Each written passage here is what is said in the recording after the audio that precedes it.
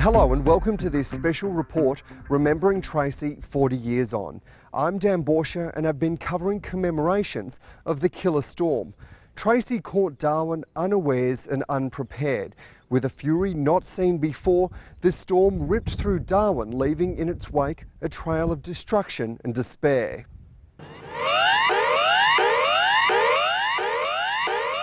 At 6 p.m. on Christmas Eve 1974, Tracy was 60 kilometres away from Darwin, already with destructive winds. Moving closer by the hour, Darwin was on high alert just weeks earlier. Remember, we'd been through Selma, who was coming and went away, so everyone was a bit complacent. Tracy's path taking aim. Comes around Cape Fawcroy, and this was a very critical time for Darwin. System moving very slowly indeed. By about midday on the 24th of December, Christmas Eve, it became evident that Tracy had taken a turn towards Darwin. At that stage, a full cyclone warning for Darwin was issued. By midnight, the tightly packed eye of the storm was just off the coast with wind gusts of more than 100 kilometres per hour, officially hitting at 3 a.m. with deadly effect. The wind gust peaked at 215 kilometres per hour before the gauges broke. Tests say they were well over 280 kilometres per hour. The residents of Darwin endured that for more than 6 hours. Darwin awaking to a devastated city on Christmas morning with little to celebrate. 66 people killed, hundreds injured, 90% of homes destroyed or unlivable, tens of thousands displaced. The nation mobilised for the recovery. Australia's biggest peacetime evacuation began. More than 30,000 left. An unprecedented rebuild followed. Hundreds of millions was spent. A strong new building code developed. Self-government and some political autonomy several years later. Cyclone Tracy will never be forgotten for those who endured and survived. Communications were knocked out on Christmas Eve 1974 and the rest of the country had very little knowledge of exactly what was happening here in the north. Sky News Chief Meteorologist Dick Whittaker was working at Richmond Airfield Base as Tracy tore through Darwin. He remembers the fallout and the debate to abandon Darwin altogether. The previous cyclone that was really damaging for Darwin was right back in 1937. They didn't even name them in those days. There was a popular perception amongst the people of Darwin that cyclones never hit Darwin. And this was reinforced. Early December, there was tropical cyclone Selma, and Selma passed just to the north of Darwin. That reinforced the popular view that cyclones never hit Darwin. When the warnings for Tracy started coming out on the 21st of December, so it was a long time before it hit, a lot of people, probably the majority, didn't take it very seriously. Cyclones never hit Darwin. The warnings were just an unpleasant noise in the background that many people didn't listen to. The path of the cyclone was quite interesting. It moved basically in a southwesterly direction. When it got round to this automatic weather station at Cape Fawcroy, they started getting gusts of 120 kilometres an hour. That's when everybody's started to take a little bit more seriously, but just the same, we're right into Christmas spirit by this stage, and it was a bit late in the day to react. The cyclone then changed direction quite abruptly and headed straight for Darwin. The story was it was a slow-moving cyclone, so when it actually hit Darwin, you can actually see what happened here. That was taken the next day by a satellite, the American satellite, after it had passed across Darwin, but it went across Darwin very, very slowly. And the actual core of destructive winds was very, very small by cyclone standard. It was less than 50 kilometres across, that is the core of destructive winds. So if the cyclone had been 50 or 60 kilometres to the north or south, Darwin would have escaped much of the serious damage. But it was very small, very tightly packed. And this was the photograph on the Darwin radar, 4:15 on Christmas morning. And the red dot is Darwin. It virtually passed right across the city between 3 and 4 in the morning, and they had about 8 hours of devastating winds, which caused all that phenomenal damage. The wind speeds that were registered at Darwin Airport were quite phenomenal. The actual surviving wind trace showed a maximum gust of about 217 kilometres an hour. That was just after 3 a.m. on Christmas morning. And the instrument failed. Basically, it was destroyed by the winds. The Bureau did a reconstruction of the winds afterwards, and they came up with a figure of about 280 kilometres an hour. Yeah, one of the problems that meteorologists had in this era, you can see the quality of the satellite photographs is nowhere near as good as it is today. And we only got 2 cyclone pictures a day. I was on duty at the Richmond Air Force Base on Christmas Day, and towards the end of the shift we started to get reports of damage in Darwin. Now, we didn't know at this stage what was going on, because what had happened early on Christmas morning, the communications basically had been knocked out, and Darwin was isolated from the rest of the world for about a 6-hour period. So we didn't really know what was going on until the next morning, which was Boxing Day. Mm-hmm. Boxing Day will always live in my memory, because when I drive to the Air Force Base, when I drove there, I'm travelling west. Early in the morning, sunrise is behind me. So I'm used to driving into this dark sky in front of me, and behind me is the sunrise. Boxing Day morning, as I came over the rise and approached the Air Force Base, I couldn't work out what had happened, because sunrise was in front of me.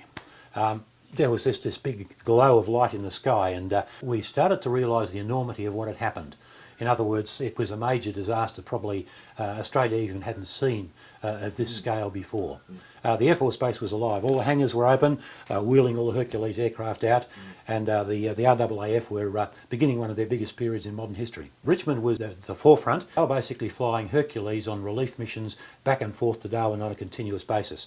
There were about 30,000 people taken out of Darwin over the next week, and they flew them to diverse areas, Adelaide, they had Alice Springs, they had Sydney, they flew them all over the place. The damage was so great that the Australian government even thought that Darwin should be abandoned. There was a school of thought to say, let's not worry about rebuilding, the damage is too great, we'll re-establish the northern capital at Katherine, was one suggestion.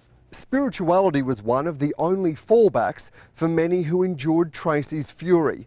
It's been said that there were no atheists in Darwin on Christmas morning 1974. Soulful music underpinned a multi-faith service to mark Tracy's 40th anniversary.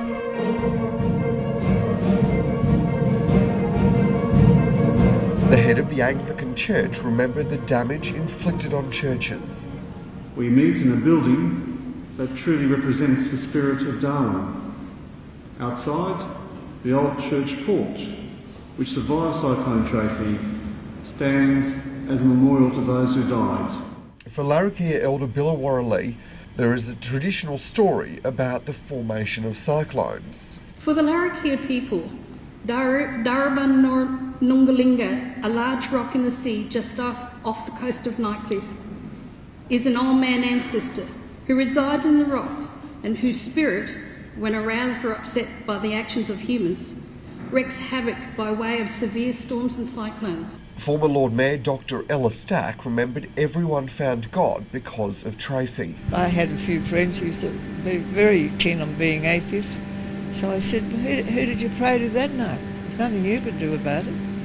And they said, well, what we made up our own prayer, and what we said is, God, if you are there, please help us. So there were no atheists in Darwin that night.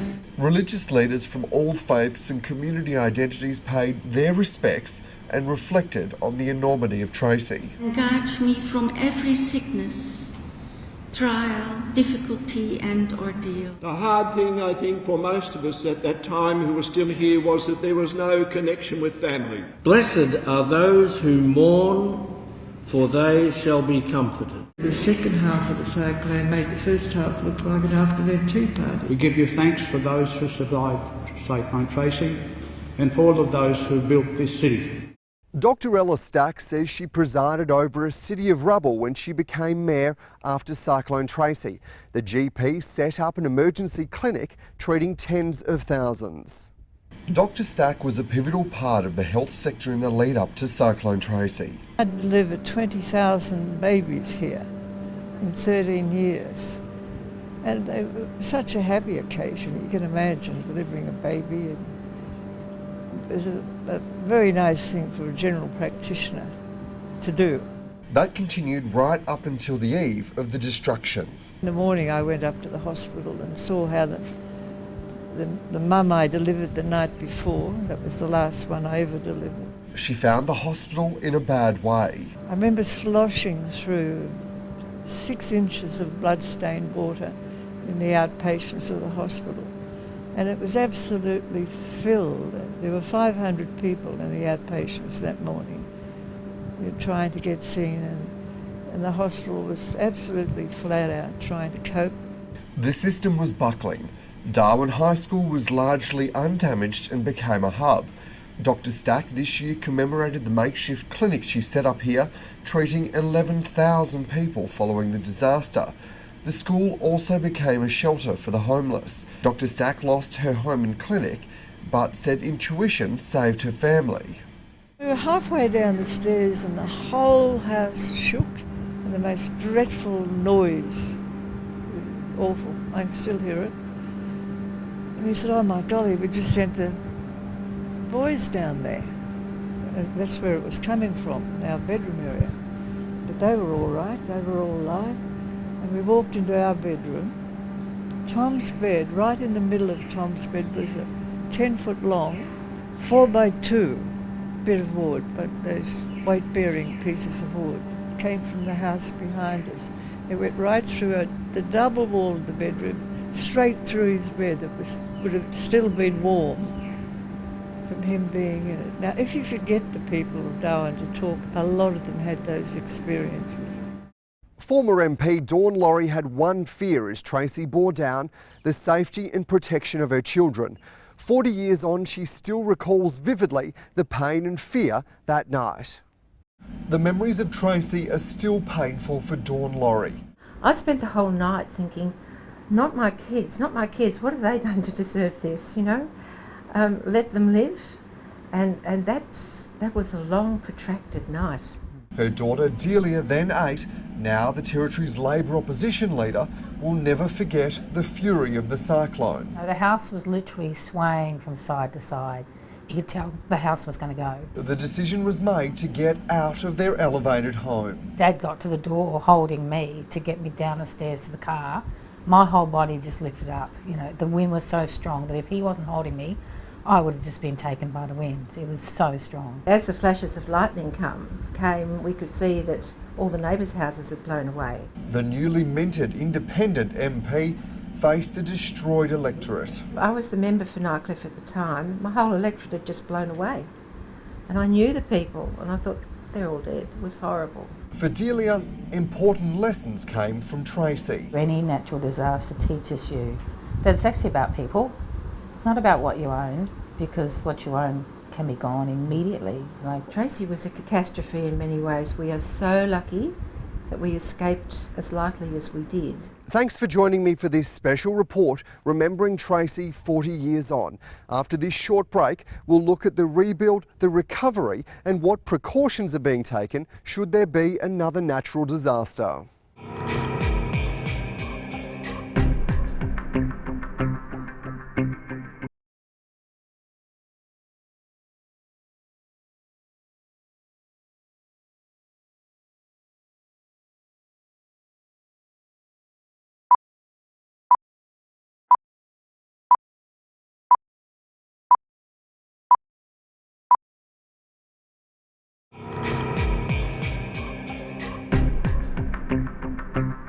Welcome back. The reaction to Cyclone Tracy was swift, with support coming in from all corners of Australia. Governor-General Sir Peter Cosgrove was part of that first response. He spoke exclusively to Sky News about the trauma that followed Tracy and the resilience he saw in those who survived. The city I flew into is vastly different to that which I saw a few days after Cyclone Tracy 40 years ago. The city then looked like it had been subjected to an enormous bombing raid. There were hardly any of the older houses with roofs. The place was in turmoil. Most streets were still blocked, but there were an enormous number of Darwinians and outsiders who'd come to help on the clean-up, and I led part of the army contingent in to help with that. What was the response from the people on the ground here as this was happening? Well, there was a great deal of stoicism on behalf of most of the Darwinians here. I say most because, as you'd remember, women with children, small children, were asked to go south so that they could be looked after properly and leave only people who were able to pitch in up here in Australia's northern city. What was the emotions like at the time? There was a great deal of frustration and sort of dismay at the great damage, but almost immediately that was replaced with a determination to get the place back in running order, and of course to rebuild into the sort of city it is today, one of the finest cities in this part of the world. Tropical cyclone preparedness and communications have advanced so much over the last 40 years, they can now be monitored up to 48 hours out. But Sky News Chief Meteorologist Tom Saunders says that the unpredictability of cyclones will always be present. It's possible that there are perceptions that we are getting more tropical cyclones across the globe, but every time now we have a big system, the whole world knows about it, because we have the technology to track them and forecast them, but also with social media and 24-hour news channels, we get coverage, we get live coverage, sometimes 48 or even 72 hours ahead before they even make landfall. But the main advancement since Tropical Cyclone Tracy has been computer modelling. These days we can predict 48 hours ahead, the same accuracy as 20 years ago, we could only go 12 hours ahead. So every 10 years or so, every decade, we are halving the errors in the forecast track. There's a great deal of information you can get just from a satellite image. You get the size of the cyclone. It's clear with the spirals of cloud going to the centre how large the system is. But also if you actually track the cloud spinning around the cyclone, you can then get an estimation of how strong the winds are. So it's not just the cloud and the rain you can pick up from these images, but even the intensity of the system in terms of wind and how much damage it would cause. But not all cyclones are the same. There are some which follow a very steady path. They're quite easy to forecast. And Tropical Cyclone Yasi was a good example. We knew 4 or 5 days ahead that it was going to hit the north coast of Queensland, and it's exactly what happened. That's where the eye moved over. There are other cyclones that are extremely erratic. Even 12 hours ahead, we're still unsure exactly where the eye is going to be moving when it hits the coastline. 40 years on, despite the improvements in technology, it's still a massive forecasting challenge. So you can never become complacent when it comes to tropical cyclones. And even if you do know Category 5 tropical cyclone is coming, well, there's not much you can do about it. It's still going to be heading your way, and you're still going to get the gale force winds, the storm surge and the flooding. The anniversary of Cyclone Tracy is both a celebration of survival and a commemoration of tragedy for Darwin Lord Mayor Katrina Fong Lim. She says for so many who endured the killer storm, the memories are still vivid and painful. We lost 66 people in that tragedy. Many, many more people were made homeless, obviously thousands. Katrina Fong Lim avoided Cyclone Tracy. She says waking to the devastation that Christmas morning was harrowing. Our house in East Point Road, not even the toilet was standing. It was totally obliterated. And of course we sadly lost our uncle in the cyclone. He lived next door. Her eldest sister was the only member of the immediate family to endure Tracy.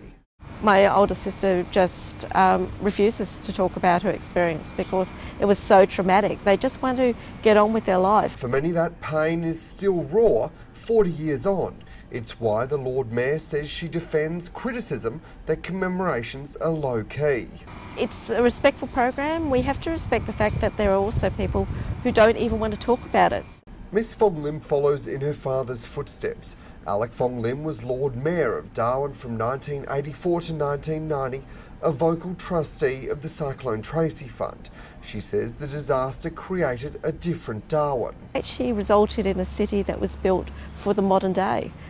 Most of the infrastructure you see around Darwin City is only 40 years old, which isn't very old in regards to cities. So we're one of Australia's most modern capital cities, or the most modern capital city.